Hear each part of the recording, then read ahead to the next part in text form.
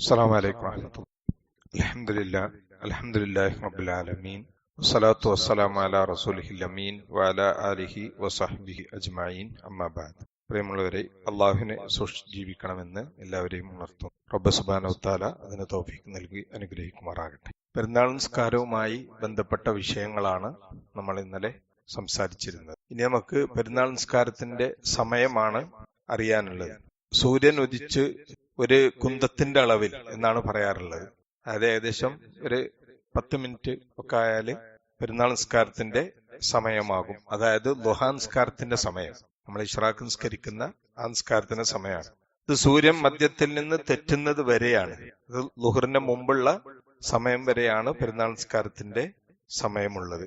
ചില അഭിപ്രായങ്ങൾ ഉണ്ടെങ്കിലും അതാണ് ഏറ്റവും ശരിയായിട്ടുള്ള അഭിപ്രായമായിട്ട് കാണുന്നത്. പിന്നെ ഒന്ന് നിസ്കാരത്തിന്റെ രൂപം.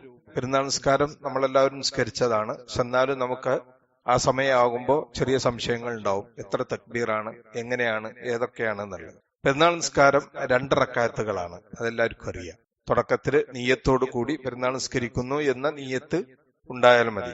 എന്നിട്ട് 1-ാമത്തെ റക്അത്തില് തക്ബീറത്തുൽ ഇഹ്റാം കെട്ടിയ ശേഷം തക്ബീറത്തുൽ ഇഹ്റാം കൂടാതെ 7 തക്ബീറുകൾ ചൊല്ലുക. നമ്മൾ അല്ലാഹു അക്ബർ എന്ന് പറഞ്ഞ തക്ബീറത്തുൽ ഇഹ്റാം, പിന്നെ അതില്ലാതെ 7 തക്ബീറുകൾ നമ്മൾ ചൊല്ലേണ്ടതുണ്ട്. ഓരോ തക്ബീറിലും കൈ ചെവിയുടെ നേരെ ഉയർത്തിയിട്ട് അല്ലെങ്കിൽ ചുമലിന്റെ നേരെ ഉയർത്തിയാണ് തക്ബീർ ചൊല്ലേണ്ടത്. അതിനുശേഷം സൂറത്തുൽ ഫാത്തിഹ ഓതുന്നു.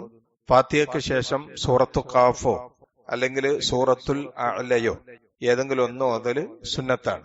ഇനി അതല്ല, പിന്നെ ഈ 2 സൂറത്തും അല്ലെങ്കിൽ വേറെ ഏതെങ്കിലും ഓതിയാലും മതി. വിശുദ്ധ ഖുർആനിലെ ഏതെങ്കിലും ആയത്തുകൾ ഓതിയാൽ മതി. ഇത് രണ്ടും ഏതെങ്കിലും ഒന്ന് ഓതല് സുന്നത്തായിട്ട് വന്നിട്ടുണ്ട്. ശേഷം സാധാരണ നിസ്കാരത്തെ പോലെ റുക്കൂ ചെയ്യുക. പിന്നെ സുജൂദും 2 സുജൂദും കഴിഞ്ഞ് 2-ാമത്തെ റക്അത്തിലേക്ക് എഴുന്നേൽക്കുന്നു. ഈ 2-ാമത്തെ റക്അത്തിലേക്ക് സുജൂദിൽ നിന്ന് ഉയരുമ്പോഴുള്ള തക്ബീർ കൂടാതെ പിന്നെ 5 തക്ബീറുകൾ ചൊല്ലണം. അതാണ് സുന്നത്തായിട്ടുള്ളത്. ഇവിടെയും ഓരോ തക്ബീറിലും കൈകൾ ഉയർത്താൻ മറന്നുപോകാൻ പാടില്ല. ശേഷം ഫാത്തിഹ ഓതുക. 2-ാമത്തെ റക്അത്തില് ഫാത്തിഹയ്ക്ക് ശേഷം സൂറത്തുൽ ഖമർ അത് ഓതുന്നത് സുന്നത്താണ്. അതല്ലെങ്കിൽ സൂറത്തുൽ ഗാഷിയ, ഹൽ അതാക ഹദീസുൽ ഗാഷിയ എന്നുള്ള സൂറത്ത്. ഇത് രണ്ടുമല്ലെങ്കിൽ ഖുർആനിൽ ഏതും ഓതാവുന്നതാണ്. തക്ബീറുകൾക്കിടയിൽ ദിക്റുകൾ വേണോ വേണ്ടേ എന്നുള്ളതിൽ പണ്ഡിതന്മാർക്ക് ചില അഭിപ്രായങ്ങൾ ഉണ്ടെങ്കിലും സല്ലല്ലാഹു അലൈഹി വസല്ലം ഒന്നും ചൊല്ലിയിരുന്നില്ല. അങ്ങനെ തക്ബീറുകൾക്കിടയിൽ ഒന്നുമില്ല എന്നുള്ളത് തന്നെയാണ് അതില് ഭൂരിപക്ഷം പണ്ഡിതന്മാരും പറയുന്നത്.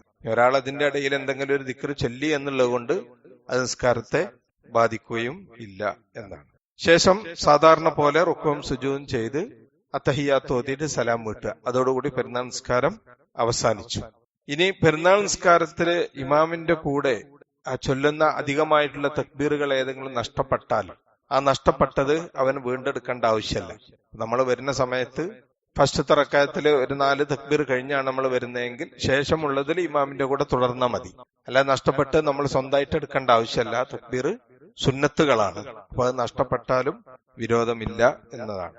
അതേപോലെ തന്നെ ഒരു റക്അത്ത് നഷ്ടപ്പെടുകയാണെങ്കിൽ, ഒരു റക്അത്ത് നഷ്ടപ്പെട്ടാൽ നമസ്കാര ശേഷം നമ്മൾ ആ നഷ്ടപ്പെട്ട റക്അത്ത് വീണ്ടെടുക്കണം. പക്ഷെ ആ വീണ്ടെടുക്കുമ്പോ നമ്മൾ ആദ്യത്തെ 1-ാമത്തെ റക്അത്തല്ല എടുക്കുക അവിടെ. കാരണം 1-ാമത്തെ റക്അത്ത് നമ്മൾ ഇമാമിന്റെ കൂടെ നിസ്കരിച്ചു. പിന്നെ നമുക്ക് നഷ്ടപ്പെട്ട 2-ാമത്തെ റക്അത്താണ്. അപ്പൊ 5 തക്ബീറാണ് പിന്നെ എന്ത് ചെയ്യേണ്ടത്, ചൊല്ലേണ്ടത് എന്നർത്ഥം. ഇനി ഇമാം അത്തഹിയ്യാത്തിലായിരിക്കുന്ന സമയത്താണ് നമ്മൾ വരുന്നതെങ്കിൽ ആ അത്തഹിയ്യാത്തിൽ ഇമാമിന്റെ കൂടെ നമ്മൾ ഇരിക്കുന്നു. എന്നിട്ട് ഇമാം സലാം വീട്ടുമ്പോൾ നമ്മൾ എഴുന്നേറ്റ് 1-ാമത്തെ തക്ബീറിൽ 7ഉം അങ്ങനെ 2-ാമത്തേൽ 5ഉമായിട്ട് 2 റക്അത്ത് നിസ്കരിക്കുകയാണ് വേണ്ടത്. അതുപോലെ പൂർണ്ണമായിട്ട് നമുക്ക് പെരുന്നാൾ നിസ്കാരം കിട്ടിയില്ല. നമ്മളെ ചെന്നപ്പോ എന്ത് ചെയ്യാൻ, നിസ്കാരം കഴിഞ്ഞിട്ടുണ്ട്. ആ പെരുന്നാൾ നിസ്കാരം കഴിഞ്ഞു എന്ന് കരുതിയാൽ ഇനി നഷ്ടപ്പെട്ടു എന്ന് കരുതേണ്ട ആവശ്യമല്ല. ളുഹറിന്റെ മുമ്പായിട്ട് 2 റക്അത്ത് നിസ്കരിച്ചാൽ മതി. ആ കൂലി നമുക്ക് എന്ത് ചെയ്യും, കിട്ടും. അത് നമ്മൾ വീട്ടിലോ എവിടെയാണെങ്കിലും നമുക്ക് പെരുന്നാൾ നിസ്കരിക്കാം എന്നാണ് അതിലുള്ളത്. ഇമാം ബുഖാരി പിന്നെ പെരുന്നാൾ നിസ്കാരം നഷ്ടപ്പെട്ടാൽ 2 റക്അത്ത് നിസ്കരിക്കുക എന്ന് പറഞ്ഞിട്ടൊരു അധ്യായം തന്നെ കൊടുക്കുന്നുണ്ട് ബുഖാരി, സഹീഹ് ബുഖാരി. ബാബുൻ ഇദാ ഫാതഹുൽ ഈദു യുസല്ലി റക്അത്തൈൻ എന്ന് പറഞ്ഞിട്ടൊരു ബാബ് തന്നെ ഇമാം ബുഖാരിയുടെ ഇത് കാണാൻ കഴിയും. അതേപോലെ തുടർന്ന് ഇമാം ബുഖാരി പറയുന്നുണ്ട് വകദാലിക്കൻ നിസാ, അപ്രകാണ സ്ത്രീകളും അങ്ങനെ തന്നെ, അവർക്കും നഷ്ടപ്പെട്ടാൽ എന്ത് ചെയ്യുക, വീട്ടിൽ നിന്ന് നിസ്കരിക്കാം. ഒമൻ കാന ഫിൽ ബുയൂത്തി വൽ ഖുറ, ഇമാം ബുഖാരി പറയാണ് വീടുകളിൽ ആരെങ്കിലും ഇരിക്കുന്നുണ്ട്, അല്ലെങ്കിൽ ഗ്രാമത്തിലാണുള്ളത്, അവർക്ക് എന്ത് ചെയ്തില്ല, പെരുന്നാൾ നിസ്കാരത്തിന്റെ അവിടേക്ക് എത്താൻ കഴിഞ്ഞില്ല, അങ്ങനെയുള്ളവരൊക്കെ 2 റക്അത്ത് ദുഹറിന് മുമ്പായിട്ട് നിസ്കരിക്കുകയാണ് വേണ്ടത് എന്നാണ്. കാരണം സല്ലല്ലാഹു അലൈഹി വസല്ലം പറഞ്ഞു, ഇത് മുസ്ലിങ്ങളായ നമ്മളുടെ ആഘോഷമാണ്. അപ്പൊ അതുകൊണ്ട് തന്നെ ആ ആഘോഷത്തിൽ എല്ലാവരും എന്ത് ചെയ്യാണ്, ഇബാദത്തോടു കൂടിയാണ് നമ്മുടെ ആഘോഷങ്ങൾ തുടങ്ങുന്നത്. അതേപോലെ തന്നെ അനസ് ഇബ്നു മാലിക് റളിയല്ലാഹു അൻഹു അദ്ദേഹത്തിന്റെ ജോലിക്കാരോട് ജുമാ നടത്തപ്പെടാത്ത സാധാരണ നിസ്കാര പള്ളി ഉണ്ടാവില്ലേ, അങ്ങനത്തെ പള്ളികളിൽ വരെ പെരുന്നാൾ നിസ്കരിക്കാൻ കൽപ്പിച്ചിരുന്നു. സാധാരണ ജുമാ ഉണ്ടായാലില്ല, പക്ഷെ അവിടുത്തെ ആളുകളുടെ സൗകര്യപ്രകാരം അവിടെ നിസ്കാര പള്ളി ആണെങ്കിലും അതില് പെരുന്നാൾ നിസ്കരിക്കാൻ വേണ്ടി കൽപ്പിച്ചതായിട്ട് ഇമാം ബുഖാരി തന്നെ ഉദ്ധരിക്കുന്നുണ്ട്. അങ്ങനെ ആ ജോലിക്കാരൻ അദ്ദേഹത്തിന്റെ പിന്നെ കുടുംബത്തിനെയും മക്കളെ എല്ലാവരും ഒരുമിച്ച് കൂട്ടി പിന്നെ പട്ടണത്തിൽ നിസ്കരിക്കുന്ന അതേപോലെ തക്ബീറോട് കൂടി 2 റക്അത്ത് നിസ്കരിച്ചു എന്ന് ഇമാം ബുഖാരി ഈ സംഭവം താലിക്കായിട്ട് ഉദ്ധരിക്കുന്നുണ്ട്. അപ്പൊ ഇതൊക്കെ നഷ്ടപ്പെട്ടാൽ ഇനി കഴിഞ്ഞല്ലോ, അല്ലെങ്കിൽ ആളുകളൊക്കെ പിരിഞ്ഞുപോയി, എനിക്ക് നഷ്ടപ്പെട്ടു എന്ന് കരുതേണ്ടതില്ല. ഒരാള് കുളിച്ച് വരാൻ താമസിച്ചു പോയി, അങ്ങനെ എന്തെങ്കിലും ഉണ്ടെങ്കിൽ അയാൾക്ക് സ്വന്തമായിട്ട് നിസ്കരിക്കാവുന്നതാണ്. അതായത് ഇവിടെ ആളുകളൊന്നും താമസിക്കാത്ത, ഈദ്ഗാഹൊന്നും ഇല്ലാത്ത സാധാരണ ഒരു ഗ്രാമത്തിന്റെ ഉള്ളിലെ ഒരു നിസ്കാര പള്ളിയായിരുന്നു അത്. അതിൽ അവർ നിസ്കരിച്ചു എന്നാണ് പറയുന്നത്. മാത്രമല്ല ഇമാം നവവി റഹ്മഹുല്ല ഇതിനെ കുറിച്ച് പറയുന്നുണ്ട്, അന്ന സഹീഹ മിൻ മദ്ഹബിന, ഷാഫി മദ്ഹബില് ഏറ്റവും സഹീഹായിട്ടുള്ളത് അന്നഹ യുസ്തഹബ്ബു ഖളാഉഹ, പെരുന്നാൾ നിസ്കാരം ഖളാ വീട്ടാം എന്നുള്ളതാണ്. നഷ്ടപ്പെട്ടാല് അത് ഖളാ വീട്ടാവുന്നതാണ് എന്നാണ് അതില് പറയപ്പെടുന്നത്. അതേപോലെ മറ്റൊന്ന്, പെരുന്നാൾ നിസ്കാരത്തിൽ പങ്കെടുത്ത ആൾക്ക് ജുമാ നമസ്കാരം നിർബന്ധമുണ്ടോ? നമ്മുടെ നാട്ടിൽ വലിയ ചർച്ചയാകാറുള്ള വിഷയമാണ്. പെരുന്നാള് വെള്ളിയാഴ്ച വന്നു, അപ്പൊ വെള്ളിയാഴ്ച പെരുന്നാൾ നിസ്കാരത്തിന് പങ്കെടുത്തവര് പിന്നെ ജുമാക്ക് വരല് നിർബന്ധമില്ല എന്നുള്ളതാണ് അതിന് ശരിയായിട്ടുള്ള അഭിപ്രായം. കാരണം ഇബ്നു അബ്ബാസ് റളിയല്ലാഹു അൻഹു ഉദ്ധരിക്കുകയാണ്, റസൂലുള്ളാഹി സ്വല്ലല്ലാഹു അലൈഹി വസല്ലമയിൽ നിന്ന് നബി സല്ലല്ലാഹു അലൈഹി വസല്ലം പറഞ്ഞു, പെരുന്നാളിന്റെ ഇജ്തമഅ ഈദാനി ഫീ യൗമിക്കും ഹാദാ, ഇന്ന് ഈ ദിവസം നിങ്ങളുടെ 2 പെരുന്നാളുകൾ, 2 ആഘോഷങ്ങൾ ഇന്ന് എന്ത് ചെയ്യാണ്, ഒരുമിച്ച് കൂടിയിട്ടുണ്ട് എന്ന് പറഞ്ഞു. ഫമൻ ശാഅ അജ്സഅഹു മിനൽ ജുമുഅ, അതുകൊണ്ട് ആരെങ്കിലും ഉദ്ദേശിക്കുകയാണെങ്കിൽ അവന് ജുമാ മതിയായതാണ്. വ ഇന്നാ മുജമ്മിഊന ഇൻഷാ അല്ലാഹ്, എന്നാൽ ഞങ്ങൾ ഇവിടെ ജുമാ എന്ത് ചെയ്യുന്നുണ്ട്, നമ്മൾ സംഘടിപ്പിക്കുന്നുണ്ട്, ഇൻഷാ അല്ലാഹ് ജുമാ നിസ്കരിക്കുന്നുണ്ട്. അത് പെരുന്നാൾ നിസ്കാരത്തിൽ ഒരാൾ മതിയാക്കുകയാണെങ്കിൽ അങ്ങനെ മതി എന്നാണ് പറയപ്പെടുന്നത്. മാത്രമല്ല ഇയാസ് ഇബ്നു അബി റംല ഷാമി അദ്ദേഹം പറയാണ്, ഞാൻ സമയത്തു റജുലൻ, ഒരാളെ ചോദിക്കുന്നത് ഞാൻ കേട്ടു. അദ്ദേഹം സെയ്ദ് ബിൻ അർഖം അൻസാരിയോട് ചോദിക്കുകയാണ്, ഹൽ ഷഹിദ്ത മാ റസൂലുള്ളാഹി സ്വല്ലല്ലാഹു അലൈഹി വസല്ലമ ഈദൈനി ഫീ യൗം, നിങ്ങൾ നബി സല്ലല്ലാഹു അലൈഹി വസല്ലമയുടെ ഒരു ദിവസത്തിൽ 2 പെരുന്നാൾ ആഘോഷിച്ചിട്ടുണ്ടോ? പറഞ്ഞാല് ജുമാ വെള്ളിയാഴ്ച മുസ്ലിങ്ങളുടെ പെരുന്നാളാണ്, ആ നിലക്ക് പിന്നെ അതിൽ അന്ന് പെരുന്നാളും കൂടി ഒത്തു വന്നിട്ടുണ്ടോ എന്ന്. അപ്പൊ അദ്ദേഹം പറഞ്ഞു അതെ ഉണ്ട്. അപ്പൊ അദ്ദേഹം ചോദിച്ചു, ഫകൈഫ കാന യസ്ന, അപ്പൊ നബി സല്ലല്ലാഹു അലൈഹി വസല്ലം എന്താണ് ചെയ്തിരുന്നത്, പെരുന്നാളും വെള്ളിയാഴ്ചയും ഒരു ദിവസം വന്നാൽ? അദ്ദേഹം പറഞ്ഞു, ഖാല സല്ലൽ ഈദ്, നബി സല്ലല്ലാഹു അലൈഹി വസല്ലം പെരുന്നാൾ നിസ്കരിച്ചു. തുമ്മ റഖസ ഫിൽ ജുമാ, പിന്നെ ജുമാ നിസ്കാരത്തിൽ ഇളവ് നൽകി, നിർബന്ധമില്ല. തുമ്മ ഖാല, എന്ന് നബി സല്ലല്ലാഹു അലൈഹി വസല്ലം പറഞ്ഞു, മൻ ശാഅ അൻ യുസല്ലിയ ഫൽയുസല്ലി, നിസ്കരിക്കാൻ ഉദ്ദേശിക്കുന്നവര് നിസ്കരിച്ചു കൊള്ളട്ടെ.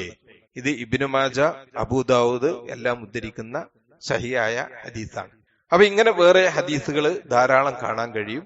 വെള്ളിയാഴ്ചയും ജുമയും ഒന്നിച്ചു വന്നാല് അതില് പെരുന്നാൾ നിസ്കാരത്തിന് പങ്കെടുത്തവര് എന്ത് വേണ്ട, ജുമാക്ക് വരല് നിർബന്ധമില്ല. എന്നാൽ പള്ളിയിൽ ആളുകൾ എന്ത് ചെയ്യണം, ജുമാ നമസ്കാരം നിർവഹിക്കും വേണം. കാരണം പങ്കെടുക്കാനുള്ളവർക്ക് പങ്കെടുക്കാനും പിന്നെ യാത്രക്കാരായ ആർക്കും നിസ്കരിക്കാനുള്ള സൗകര്യം പള്ളിയിൽ ഉണ്ടാകണം, ജുമാ നിർവഹിക്കപ്പെടണം എന്ന് തന്നെയാണ് ഫുഖാക്കൾ പറയുന്നത്. ഇമാം ബുഖാരി അതേപോലെ ഇമാം മാലിക് അദ്ദേഹത്തിന്റെ മുവത്ത ഇതിലൊക്കെ റിപ്പോർട്ട് കൊടുക്കുന്നുണ്ട്. ഖാല അബൂ ഉബൈദ് മൗല ഇബ്നു അസ്ഹർ അദ്ദേഹം പറയാണ്, ഷഹിദ്തുൽ ഈദ മഅ ഉസ്മാൻ ബിൻ അഫ്ഫാൻ, ഞാൻ ഉസ്മാൻ ബിൻ അഫ്ഫാൻ റളിയല്ലാഹു അൻഹുവിന്റെ കൂടെ പെരുന്നാൾ നിസ്കാരത്തിന് പങ്കെടുത്തു. ഫകാന ദാലിക യൗമുൽ ജുമുഅ, അതൊരു വെള്ളിയാഴ്ച ദിവസമായിരുന്നു. ഫസല്ല ഖബലൽ ഖുത്ബ, അങ്ങനെ ഖുത്ബന്റെ മുമ്പ് അദ്ദേഹം പിന്നെ നിസ്കരിച്ചു. തുമ്മ ഖതബ, എന്നിട്ട് പിന്നെ ഖുത്ബ ഓതി. അവിടുന്ന് പറഞ്ഞു, യാ അയ്യുഹന്നാസ്, ഓ ജനങ്ങളെ, ഇന്ന ഹാദാ യൗമുൻ ഖദ് ഇജ്തമഅ ലക്കും ഫീഹി ഈദാനി, ഈ ദിവസം നിങ്ങൾക്ക് 2 പെരുന്നാളുകൾ ഒരുമിച്ച് കൂടിയിട്ടുണ്ട്. ഫമൻ അഹബ്ബ അൻ യന്തളിറൽ ജുമുഅ മിൻ അഹ്ലിൽ അവാലി ഫല്യന്തദിർ. അവാലി പ്രദേശത്ത് നിന്ന് ഉള്ള ആളുകൾ ആരെങ്കിലും ജുമയിൽ പങ്കെടുക്കാൻ ആരെങ്കിലും ആഗ്രഹിക്കുന്നുണ്ടെങ്കിൽ, അത് പ്രതീക്ഷിച്ചിരിക്കുന്നുണ്ടെങ്കിൽ, അതിനിഷ്ടപ്പെടുന്നുണ്ടെങ്കിൽ അവരിരുന്നു കൊള്ളട്ടെ. ഒമൻ അഹബ്ബ അൻ യർജിഅ ഫഖദ് അദിൻതു ലഹു. മടങ്ങിപ്പോകാൻ ആരെങ്കിലും ഉദ്ദേശിക്കുന്നുണ്ടെങ്കിൽ അവന് ഞാനിതാ അനുവാദം കൊടുത്തിരിക്കുന്നു എന്ന് അവിടുന്ന് ഉസ്മാൻ റളിയല്ലാഹു അൻഹു പറഞ്ഞു. അപ്പൊ ഇവിടെ നമ്മളെ ഇന്നത്തെ പോലെ സൗകര്യങ്ങളില്ല. അന്ന് ജുമാ നമസ്കാരത്തിനൊക്കെ ഒരുപക്ഷെ രാവിലെ തന്നെ പോകുന്ന ആളുകളായിരിക്കും. അപ്പൊ പെരുന്നാൾ ദിവസം അതിരാവിലെ എന്ത് ചെയ്യണം, പെരുന്നാൾ നിസ്കാരത്തിന് വേണ്ടി പോവുകയും ആ നിസ്കാരം കഴിഞ്ഞ് പിന്നെ വീട്ടിലേക്ക് തിരിച്ചുപോയി പിന്നെ തിരിച്ച് വീണ്ടും ജുമാക്ക് വരിക എന്ന് പറയുന്നത് അന്ന് മുഴുവൻ പള്ളിയിൽ തന്നെ ആയിരിക്കും. അപ്പൊ പെരുന്നാളിന്റെ ആഘോഷം ഉണ്ടാവില്ല. അപ്പൊ ആ നിലക്ക് അവർക്കൊരു സൗകര്യം എന്നുള്ള നിലക്ക് ഇസ്ലാം എന്ത് ചെയ്താണ്, ഇളവ് നൽകിയതാണ്. ഖുത്ബയില്, പെരുന്നാൾ ഖുത്ബയിൽ തന്നെ ഏകദേശം കാര്യങ്ങൾ ഉത്ബോധനം നൽകുന്നുണ്ട്. അത് തന്നെയാണ് ജുമയിലും പിന്നെയും നൽകാനുള്ളത്.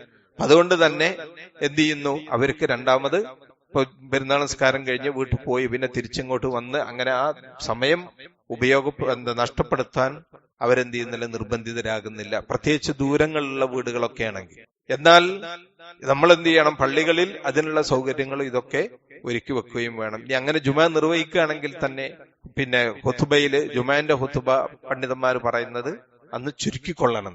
കാരണം മുമ്പ് ഒരിക്കൽ ഹുതുബ കേട്ടവരാണ്. വീണ്ടും നമ്മൾ ജുമാക്ക് എന്ത് ചെയ്യാണ്, ദീർഘനേരം ഹുതുബ പറഞ്ഞ് ആളുകളെ വിഷമിപ്പിക്കരുത് എന്നാണ് പറയപ്പെടുന്നത്. അതുപോലെ അന്ന് ജുമാ നിസ്കരിക്കാത്തവർ ലുഹർ നിസ്കരിക്കണം. പെരുന്നാൾ നിസ്കാരത്തിൽ പങ്കെടുത്തല്ലോ എന്ന് എഴുതിയിട്ട് ജുമാ അല്ല എന്ന് എഴുതിയിട്ട് ലുഹറില്ലായില്ല. അന്ന് ലുഹർ 4 റക്അത്ത് നിസ്കരിക്കണം. ആ ലുഹർ നിസ്കരിക്കുമ്പോൾ തന്നെ ഉച്ചത്തിൽ ബാങ്ക് വിളിക്കാൻ പാടില്ല എന്നാണ്. ലുഹറിന്റെ ആയിട്ട് ഉച്ചത്തിൽ ബാങ്ക് വിളിക്കാൻ പാടില്ല എന്നതാണ് കർമ്മശാസ്ത്ര പണ്ഡിതന്മാര് പറയുന്നത്. ഇൻഷാ അല്ലാഹ് ബാക്കി നാളെ വിവരിക്കാം. അല്ലാഹു തൗഫീഖ് നൽകുമാറാകട്ടെ.